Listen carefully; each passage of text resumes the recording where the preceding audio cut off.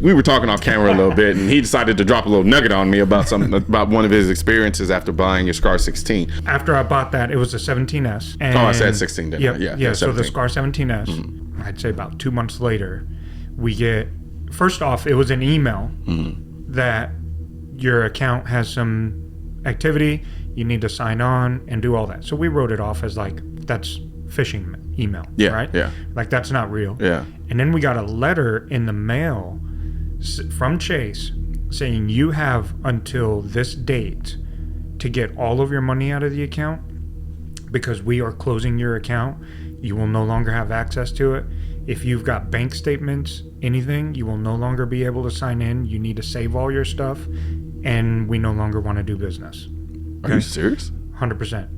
And then when we call, because we were private clients, so we had a private client person, and he's like, "Yeah, dude, there's nothing I can do. That's it." And I'm like, "For what?" And he goes, "Probably recent purchases, or maybe even how you're registered to vote." And I was like, "Damn, he even told you that?" Yeah. He goes, "It's probably how it is." And when we ask or called to try to get, the response was, "It is our right. We don't have to give you, and it's confidential reasons why we're doing it, so we don't have to tell you why." Yeah, well, man, I'm sorry to hear that about you, brother, man. That's crazy. That's crazy. Whew, it's crazy. Yeah. So I don't know if you, well, I mean, as much purchase as you make, you probably don't. Yeah, well, we're going to end this right now. Stop recording, dude. No, stop recording. What's going on, folks? Welcome to another episode of the Colion Noir podcast, and I am here with Chris Baily, one of the baddest motherfucking Mopar motherfuckers on the planet. He said that off camera, so I just decided to run with it. Yeah. What's going on, man? Not much, man. How are you? You know, living a life. You know, we were just talking about how you coming up here, you were like, "Should I drive the Demon?" Yeah. And I'm like, no, don't do that. Yeah, Dallas is questionable to an extreme as far as bringing a Mopar in here, whether we should or not. Which is crazy because you even have to think about stuff like that, because like even yesterday, like a lot of people don't realize, like, I have my TRX, and for the most part, my TRX goes to two places: the gun range and back to my house. You know, and it's crazy because even though I might be overthinking it a little bit, maybe, but then maybe not. No, you would know. You're Mr. Mopar. Not at all. Not at all. I'm afraid of. I know we're gonna be here for a short minute, but I'm afraid that that short minute would be gone. Yeah, and that's come back out. And it's crazy how fast they can take these things. Oh yeah. Yeah, like I mean, I think I've asked you before, like, have you experienced anything at your shop? Yeah. So there's people that try to get some stuff out of the shop. You have a lot of assets in the truck, though. You can't risk that thing. Yeah, which is why I keep it, like I said, gun range, back home. Yep. Now, the funny thing is, I got the truck, I got the TRX in order to facilitate Peter and I's kind of like cross-country drives to like different courses and things like that. Yeah. So it sucks because now it's like, well, this was supposed to make my life easier, but now I have to strategize. It's almost like driving a Ferrari at 2:00 in the morning. You know, like they say, you like when you're in a car like that, you go point to point. That's it. Yep. Right. Yep. And now I'm in a pickup truck having to do the same thing. Yep. And so it kind of sucks. It kind of kills some of the dynamic of driving it, but I'm still keeping my truck because I love it. But so the sports car stays in the garage and the truck has to stay outside. But it should be the other way around. Yeah. Yeah, pretty much. The race truck inside and then the sports car. Couldn't do that to a Porsche, man. Can't do that to a Porsche.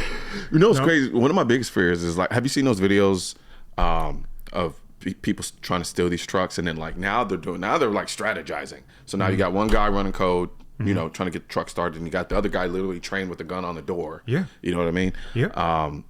It's kind of terrifying in a lot of ways because you see it and your natural instinct is to want to go outside. Yep. Right, and deal with that. But we're gonna have a little fun real quick. Okay. So, knowing that's about to happen, right? Is there a certain gun you were gonna go out and deal with that issue, right? I'm not advising this. We're in make-believe land right now, people. Don't. This is not advice. But I do often find myself thinking, okay, well, if I hear someone trying to break into my truck in the middle of the night, and I know I'm probably gonna have to deal with somebody armed, what am I bringing? to at least protect myself. So my quick go-to is a shotgun. Okay, why is that? Just because what I have loaded in there already. Mm-hmm. Care to share? Yeah, so I've got kind of a flashbang, kind of. Okay. Just quickly, let them know. They'll either hit the deck or they won't. Yeah. And then the next round is just kind of a spray. Okay. And then after that, I have a buckshot. Buckshot? Okay. Yep. So we'll take them out. So either I'm going to scare them with that shot, not necessarily initially kind of hurt them, because once you hear a shotgun cock, it's... Yeah, see, you're nicer than me. people aren't. And Yeah. only because... So the way that my house is on the front, I have to come out of my door and quite a ways away around the garage. Gotcha. So if I can open up the door and immediately put a shot off, then they won't know where I'm at. Okay. And hopefully hit the deck or run. Run, yeah. You know? Yeah, I could see that more or less being the case. Yeah. That's interesting. I did not expect a shotgun. No? I did. Yeah. I did. It would have been my shotgun. Yeah. Just close neighborhood. Okay. I'm Okay. not- I see what you're getting. I don't have a lot of country right around there. Now if I'm out at the property, oh yeah, I got my scar. Yep. Okay. All right. I will get you at the gate before you even know. Are we talking? Are we talking the? We talking 308 or are we talking 556? 308. Oh, okay. Oh, 17S. God, geez, yeah.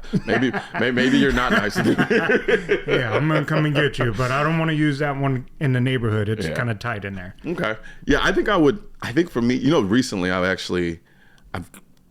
it's weird. I kind of do this weird thing with my scars. Like I go through this rotational period where I'm like in love with this scar, then this scar, then this scar. And recently it's been my 16S. That's And mine's SBR'd. Ooh. Yeah. Okay. So I SBR'd it. And I remember I was out filming with Peter. We were doing some filming or whatever. And I always forget how soft that thing shoots once you adjust the gas, because it has adjustable gas block. Yep. And it's just for semi-auto, because full auto, it's actually a pretty slow shooting gun. But with semi-auto, it shoots so flat and recoils so soft that it's just like, and it just sits on target. Yeah. And that, with that 10-inch barrel. So if they're coming after your truck, is that what you're going?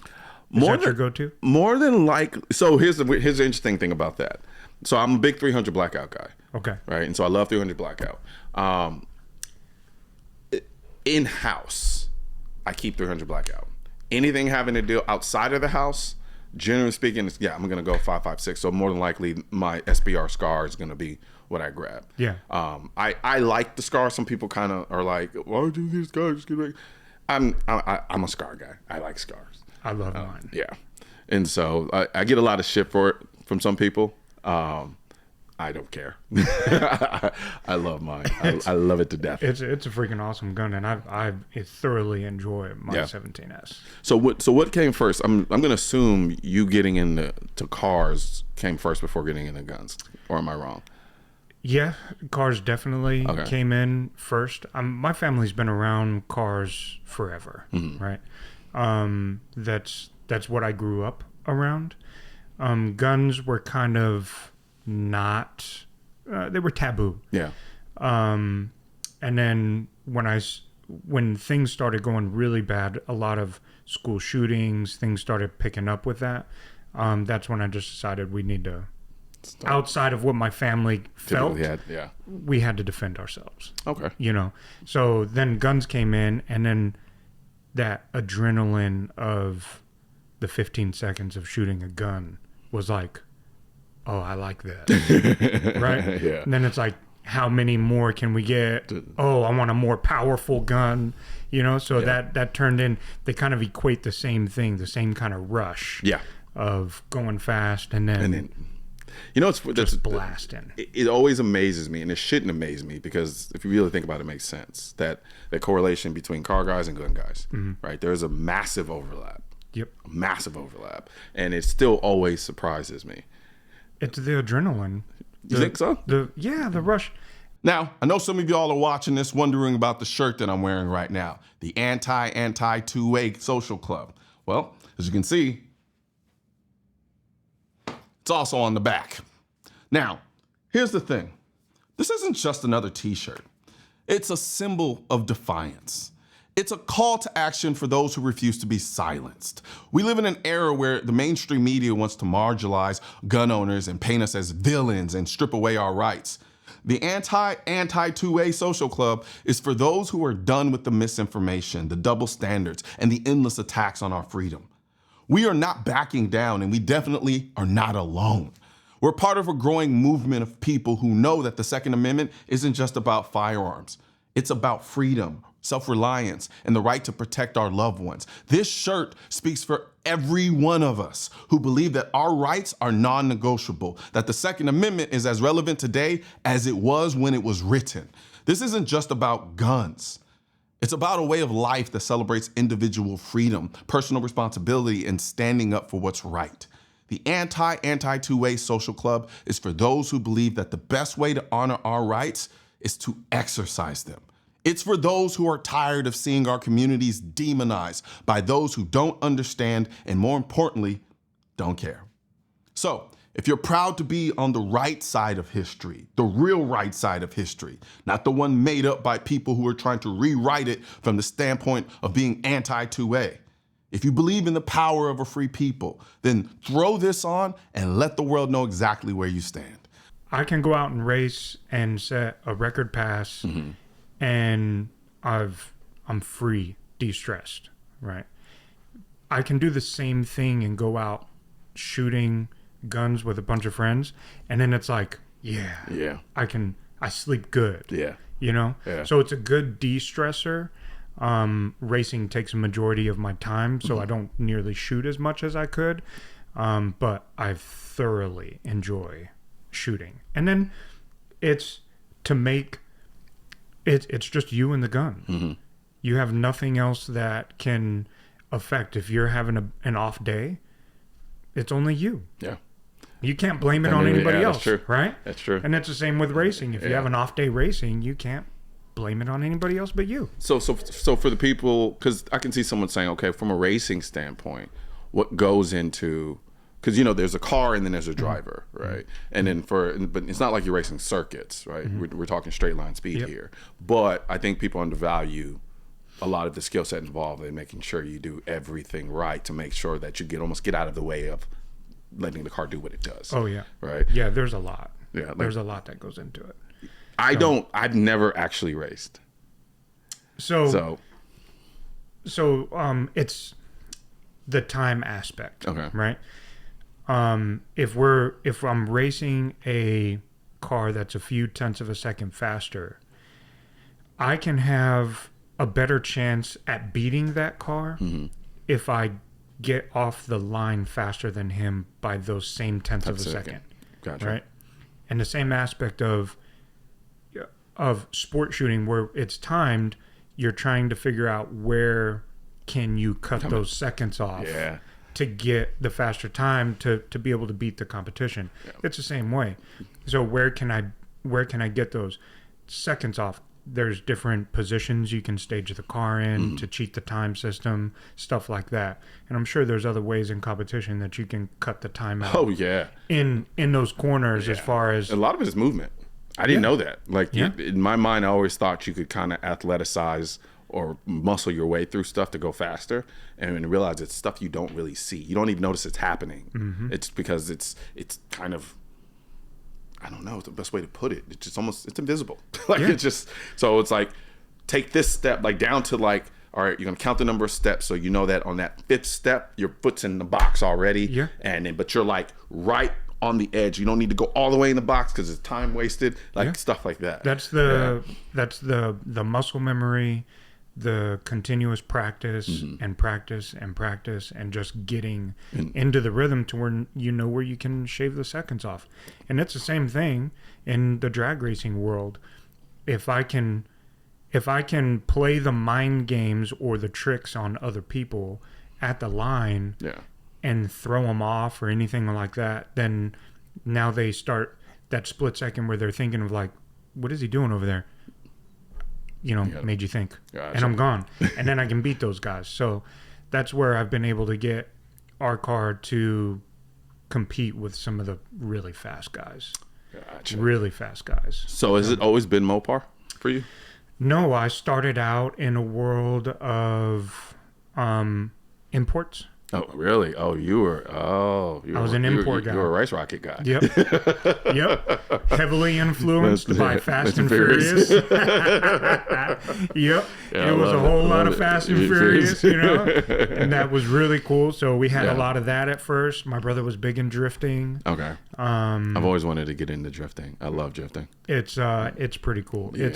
I was never good at it, but my brother really saw the artistic side of that. And he really flourished in that. So it was pretty cool. But then we were putting V8s in imports and then beating the V8 guys. So then those guys were like, what are you doing over here? Yeah. Can we do that to my car? And then it kind of snowballed into that. But making the choice from going GM to Mopar was kind of survival. Right. Really? There's GM places all over the place. But there wasn't that many Mopars. So I got into Mopars before they were cool with the Hellcat. Okay. 2010, 2011. Like they were turds then, you know? But nobody would work on them. Yeah. And no one wanted anything with it. So we kind of figured stuff out. And then the Hellcat came and it was a saving grace to Dodge. It really was. It really was. It really was. And so we got really good with that, but now what's going on with Dodge, I just don't know if they're gonna survive it. Okay, so this Challenger replacement, right? Yeah. I mean, go ahead. Terrible.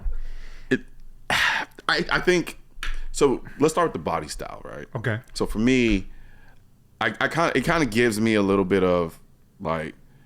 It gives me Blade Runner meets muscle car meets, and if you took out the electrical engine, right, I can look at that and say, okay, I see the vision in that, and I can see where it could go. Yeah. And I think there's still life there. It still kind of resonates in that way. But then you backdoor and you tell me it's electric, and then you're making up sounds for it. Then I'm like. Yeah. And I was literally just having this conversation with my group chat because they were asking me about the SF90. Okay. You know what they're talking about, SF90, because I was like, I love the A12. And then my friends was like, I think the SF90 is better. And I was like, well, the SF90 is cool. I mean, I did a video on it. It's a great, phenomenal car. Yeah. I just felt like it's kind of lifeless. And they were like, what the hell does that mean? Yeah, because the electric part kills it all. Yeah. And that's the... But is it just the noise? That's because a lot of people look at that and say, well, okay, so you just want noise. No. But it's not. It's not the noise. It's the sound, the feel, the imbalance of it, trying to wrestle it down, the challenge. You know, you miss all of that stuff with electric cars. Yeah. And I don't think it should have been mandated, period, it should have still been left as an option. But a prime example of what Americans want is, I mean, Dodge is living it. They had the fastest, best production muscle car to date that they could have continued running. Literally. Ford, GM, all of those would have still never caught up to what the Hellcat is capable of, and they killed it. And then their sales just plummet. They could have literally kept the same car and just tweaked the interior a little bit, and the car would still been selling. Yeah, put the new interior that they just put in that Charger, put it in the new car. Literally, that's it, and you're done. Yeah, because I think that body design is an absolute classic.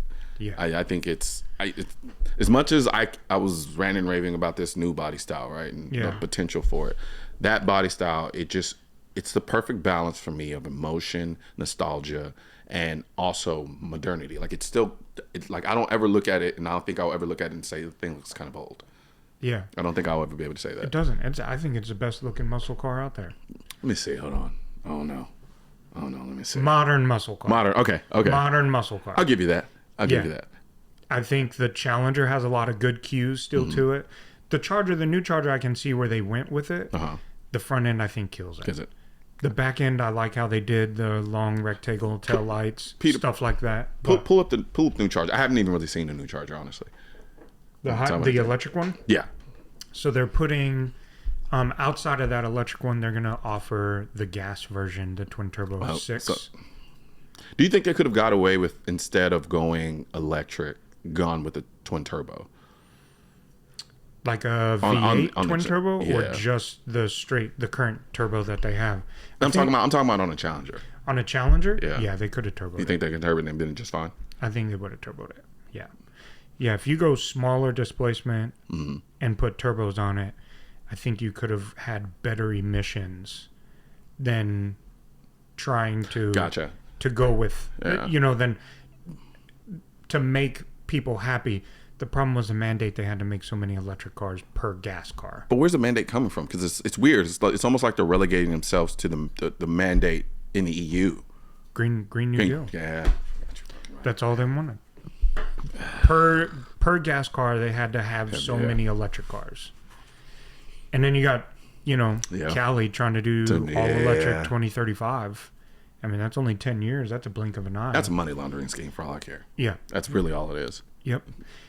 And I think electric and gas can go hand in hand. I think it's cool. It might be the next step, but all or nothing, no. Yeah. No, I can see that. I mean, they did it. Like, I know, they did a good job with me and Peter just filmed a video with the Lamborghini Revuelto. Ooh. And so that was a combination of it's hybrid, right? Mm-hmm. Which is funny because when hybrids first came out, we were like, ew, yucky. And then they're like trying to push all electric. Then we're like, at least go hybrid. Yeah. You know what I mean? Yeah. Okay. Yeah. So is this the? That's not the.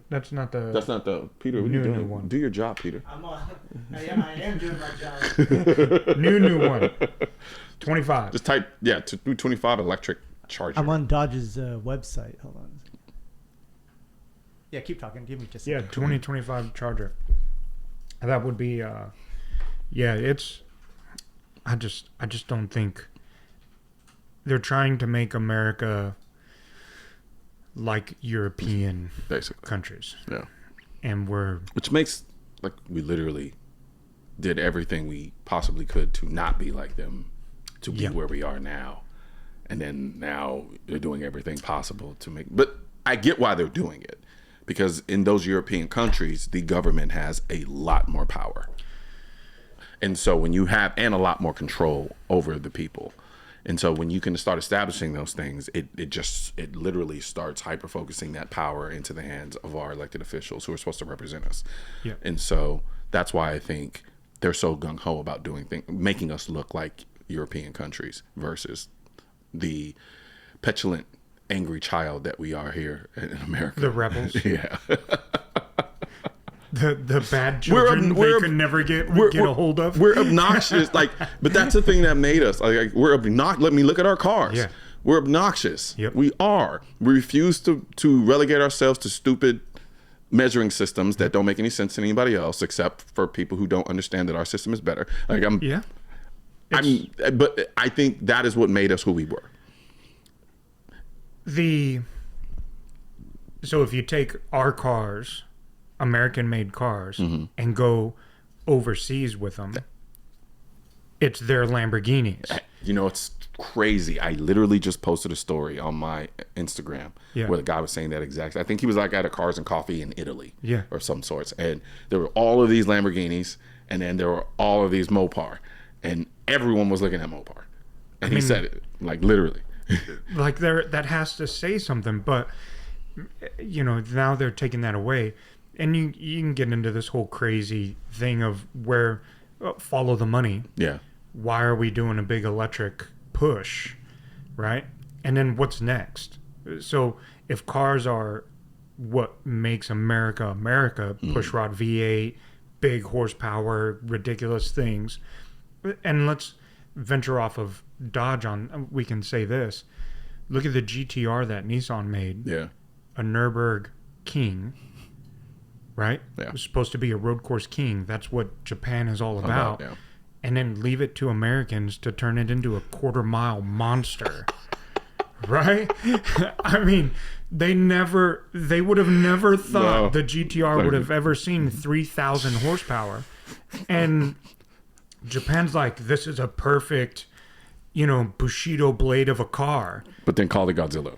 And this is it. And then it comes. Peter's hits over there America. getting angry because we're talking about his people. What are you guys doing? All right, first off, it's not my people, but we'll leave that one alone. Taiwan, right? Oh yeah. Sorry. Peter. Even worse. Nope. Sorry, Peter. So there it is. That's it. Okay. That's the new one. So I see what you mean by the front end. It's lifeless. It's kind of inept. Yeah. So they went off of that's the old 68 Charger logo. So that's the old Charger setup. But I mean, there it is. All right. So tail light looks that's like pretty an similar. Old Yeah, exactly. Old Charger. Yeah. The old Charger logo. I get it. They're trying to get us to believe That it's the old. It's trying to fool us with the aesthetic appeal. Yeah. When really underneath it, it's a whole different thing that we really don't like.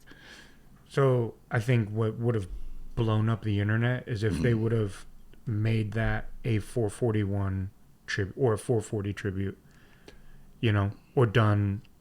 Here's what I don't understand. Why don't they just, no one was going to accept this. I don't know why they thought anybody would accept this. The drivers and the people that buy these cars were not going to accept this. They knew this. So why didn't they not just go the route of Porsche and just limit the availability? Like make a limited number of just gas-powered monsters. Yeah. And just do that. That people would have probably been happier with that than trying to pass us off on this weird electrical automotive thing. I was trying to find a way to incorporate that in there without being... So a long time ago they did I think we were at SEMA one year. And then they came to our shop.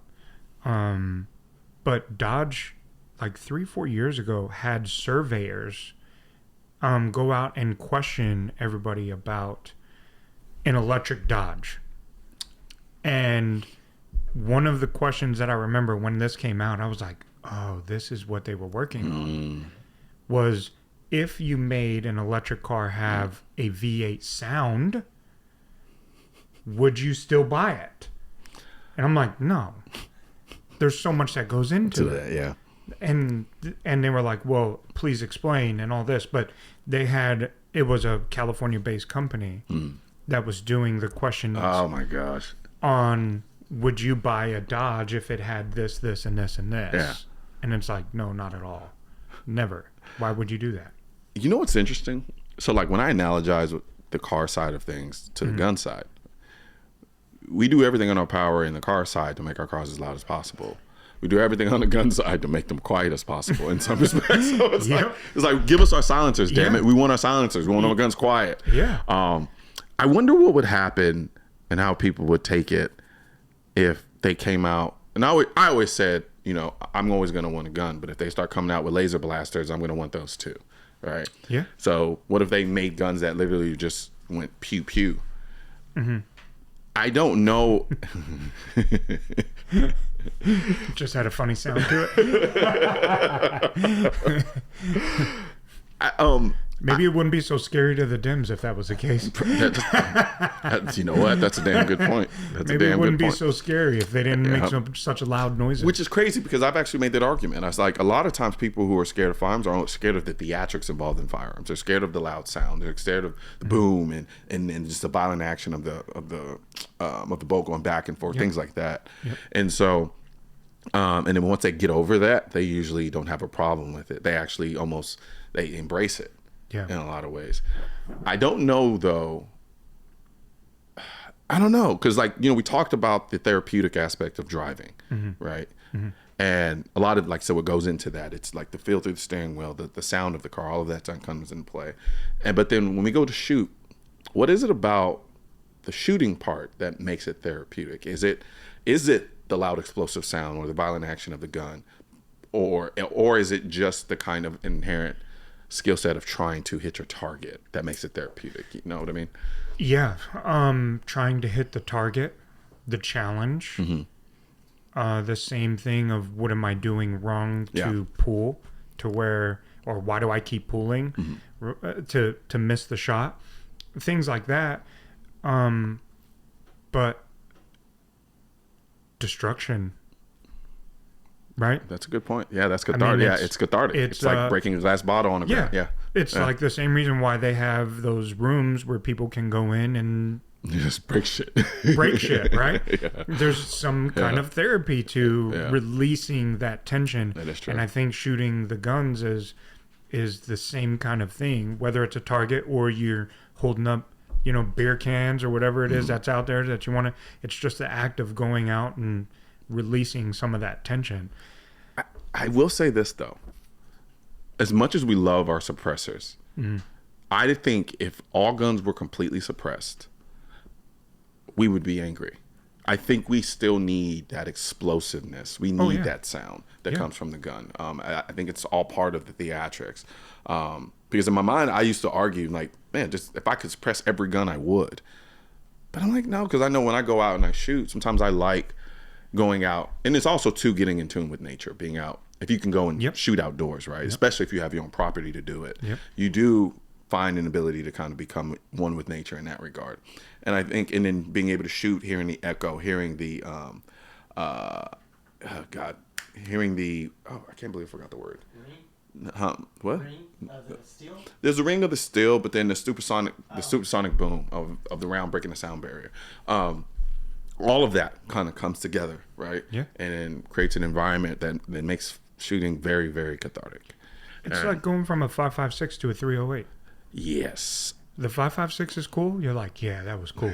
And then you shoot a 308 and you're like, oh. It depends on the 308.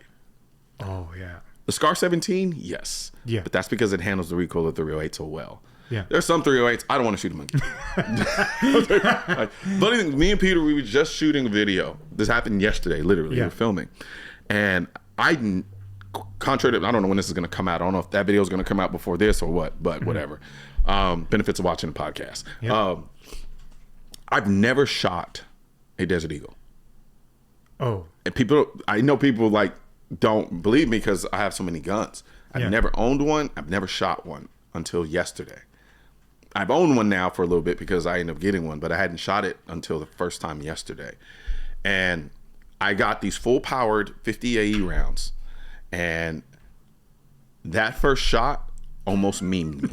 Like you know the video you see the girl like she's done it. It happened to me. Nice. It literally happened to me, but it didn't quite hit me on the face.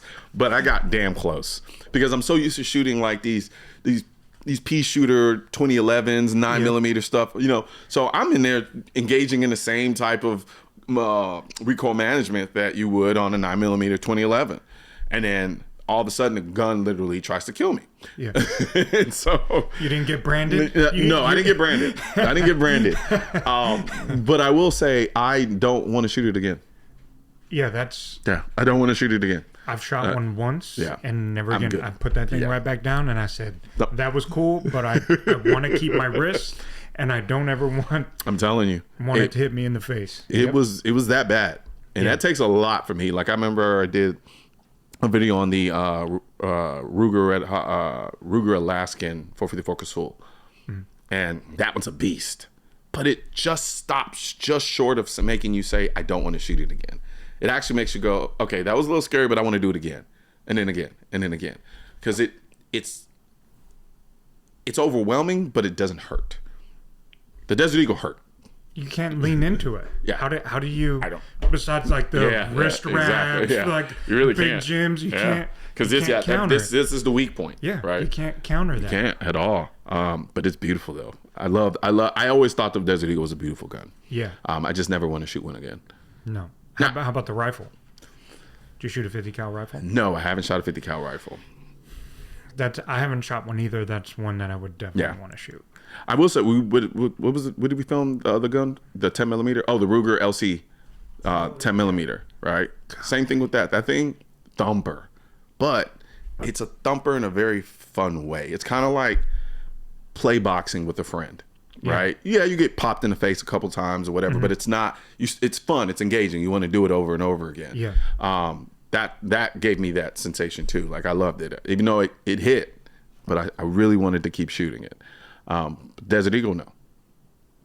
Did it make your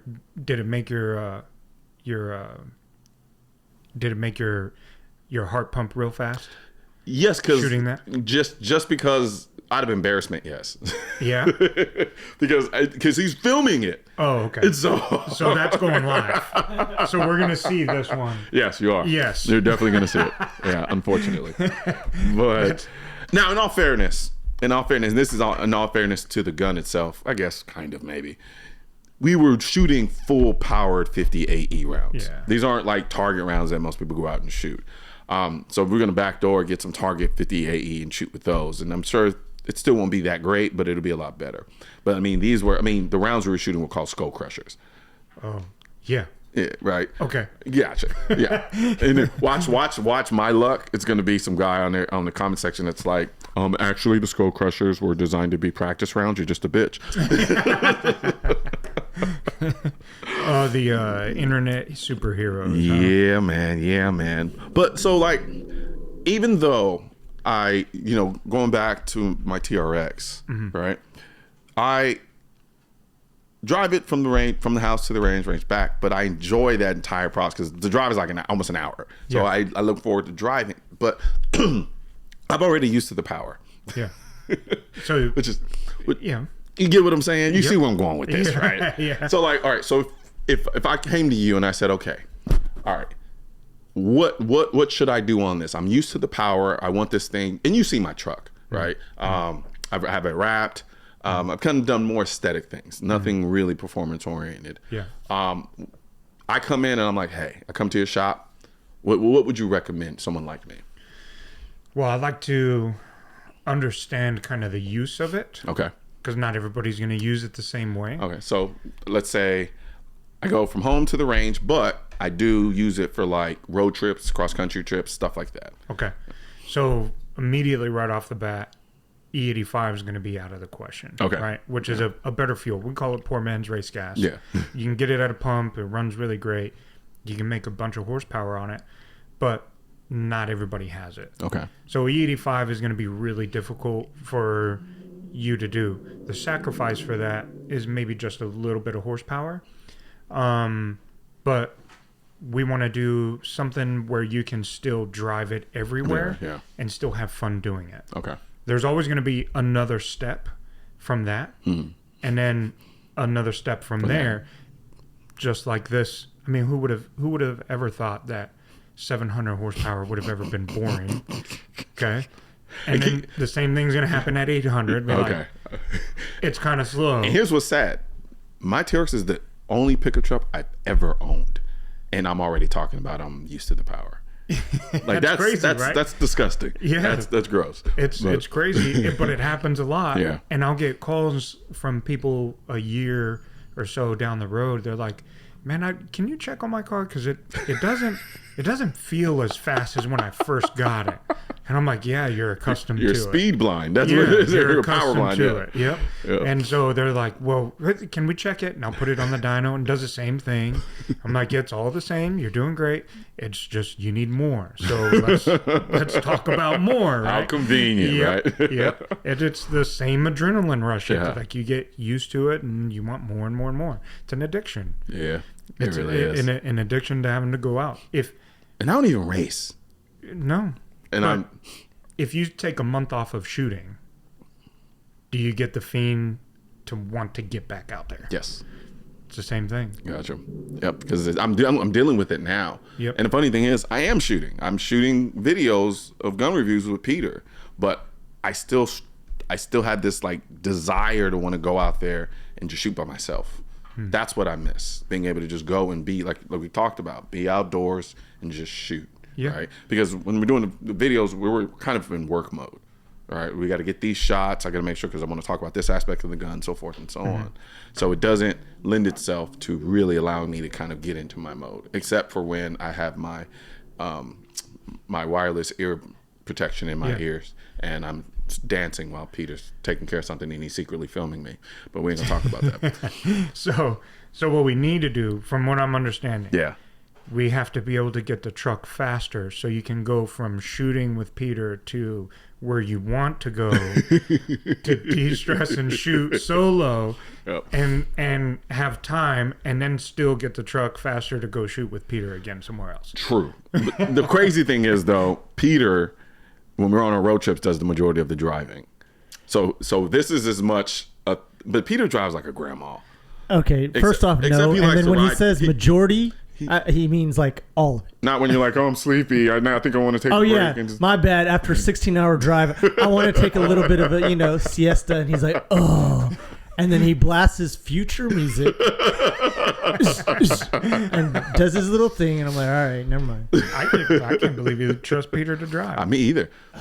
Family Hold guy. up. The weird thing about me is I love to drive. Mm-hmm. Shortest distances. I don't like road trip driving. It's kind of like me and cardio. I need to do interval training. I need to do short bursts of speed, rest, short burst, rest, short burst. Yeah. Long drawn out. Like, I'm not running a marathon. Yeah. It bores me to absolute tears. Like, my brain needs to be engaged with like multiple things. Yeah. And Peter's phenomenal at it. He just zones out and just Tell him go. I kill it. I'm brutally surprised by I'm it. a fucking monster. Like, okay, relax, bro. What was that last trip? Like, it was like 16-hour drive straight. No, he does. I wish I could take it away from him, but he handles it like a G. Can you say that straight to camera, please? Fuck off. I like driving. I like doing long distances too. Yeah. I can do that. It's my way to think. I mean, some of our best ideas come from these trips. Yeah. Right. Yeah, it's a good way to think. But man, my wife's a passenger princess. I don't have a backup. I don't have anything. I'm like, you want to drive, and it like the fear sets in. Yeah. Like, I don't know what to do with my hands. And I'm like, Rolling down the window, slapping she's- yourself. She's like, whatever, just keep driving. What's funny is she's not even denying Yeah. it. She's like, I'll look up a hotel. How about we just stay and that's it? We're good. And I'm like, golly, okay. So, That's I'll awesome. drive everywhere. But Yeah. she's a professional passenger princess. So Okay. it is what it is. I've got it. I don't have a choice. She wants to drive to these places with the kids and the camper and all that. And I'm like, all right. I got to do all that, driving. Yeah, I know who's going to be doing that one. You going to help me out? No, you're going to have a trailer on there. I'm definitely not doing that. Like, just keep it straight. That's all you got to do. I gotta respect her though. She owns it. She's owning it. So Yep. I gotta give her props. I gotta give her props. But I mean, at the end of the day, I do want to add some more power to my truck. Yeah. So I think we're gonna have to have another talk about what exactly what I'm gonna go ahead and do. Oh, that's easy. Okay. Yeah. All right. So We can get it. Do you want a 50 cal mounted to the top of it too? Since Peter's doing all the driving, you can just hang out. I mean, I'm definitely a better shooter than him. So I mean, yeah, there's that. Yeah. So I think we'll go that route. Yeah. Well, you got to put his sights long ways. So It's called wide vision. wide vision. And this It's is the cinematic. and this is the guy I let 16 by 9. and this is the guy I let drive. Yep. Yeah. But no, man, appreciate it, man. I mean, you're always welcome. Yeah. Always welcome on the appreciate podcast, you. man. But yeah, I look forward to see what we can do with my TRX because I do love her. Yeah, we'll jump it. Huh? I'm sorry, what? We'll jump it. We can get Peter some cool camera and just jump in that thing. There we go. There would have been a time where I've been like, hell no. Yeah. Now I'm kind of like, okay, I'm a little more open to that idea. But no, man, really appreciate it, brother. You too, man. Yes, sir. We'll see you. Thank Absolutely. you. Appreciate you. And we're back. All right, so we're back because we were talking off camera a little bit, and he decided to drop a little nugget on me about one of his experiences after buying your Scar 16. So what happened? So after I bought that, it was a 17S. Uh-huh.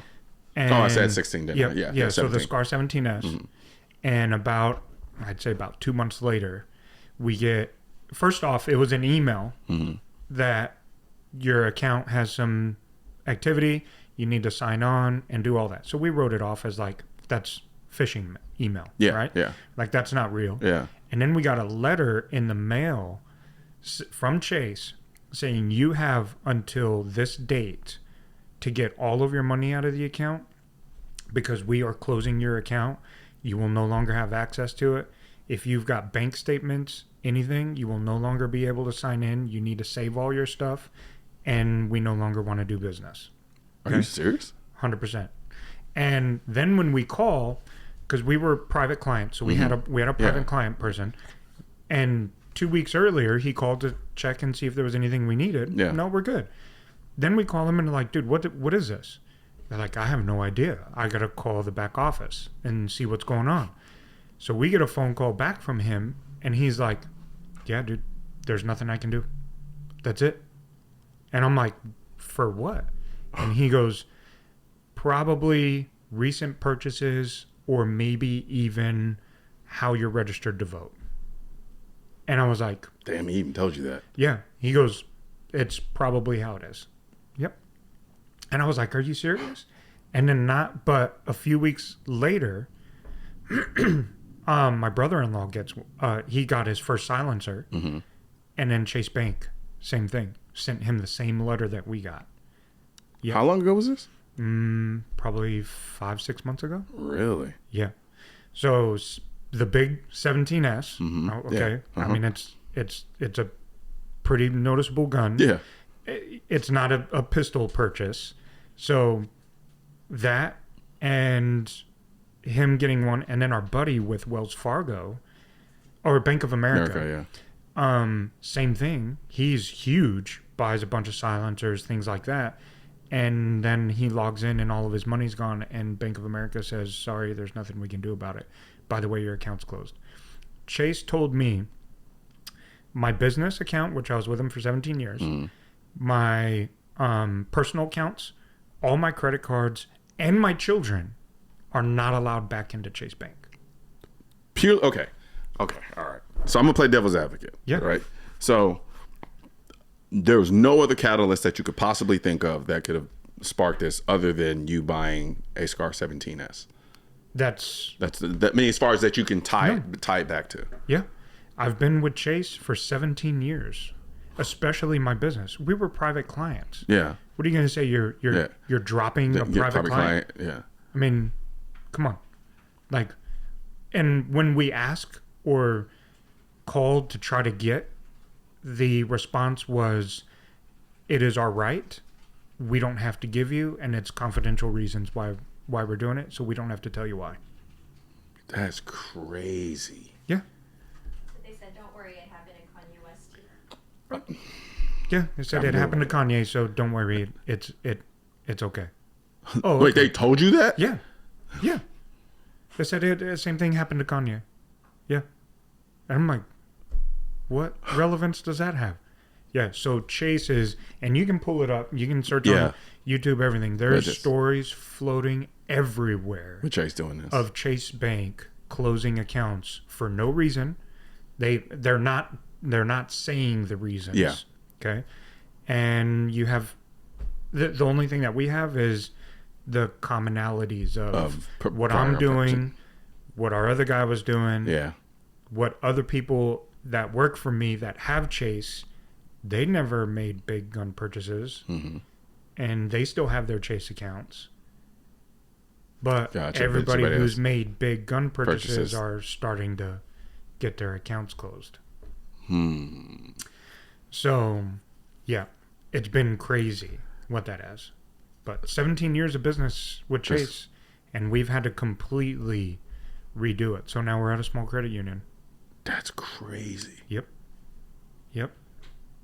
Yeah.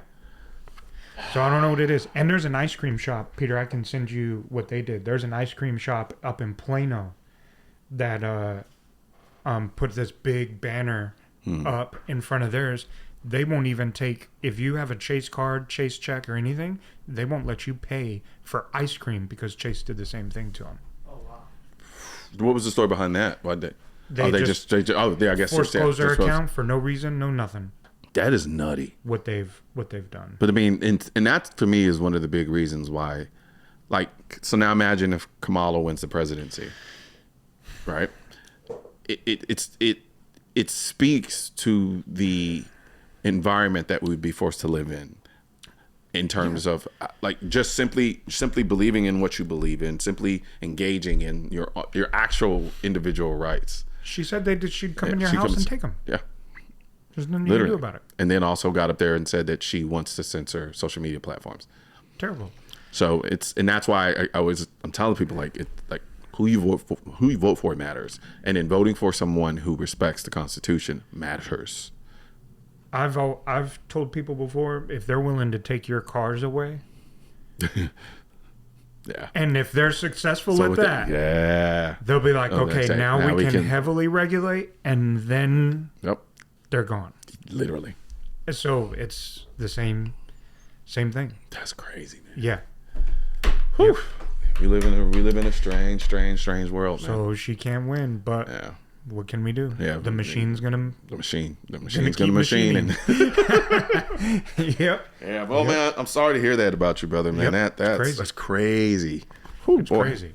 Yeah. So I don't know if you, well, I mean, as much purchase as you make, you probably don't. Yeah, well, we're gonna end this right now. Yeah, stop recording, Peter. No, stop recording. One thing's for certain and two things are for sure. Politicians and tech giants don't want gun content to be recommended to you. And we're all fighting this culture war together. Now, you can help do your part by liking, commenting, subscribing to the channel, but most importantly, sharing this video with at least one person. Together, we can stop the suppression of our 2A rights. And don't forget to click the link in the description section of this video for the products that I mentioned in this video.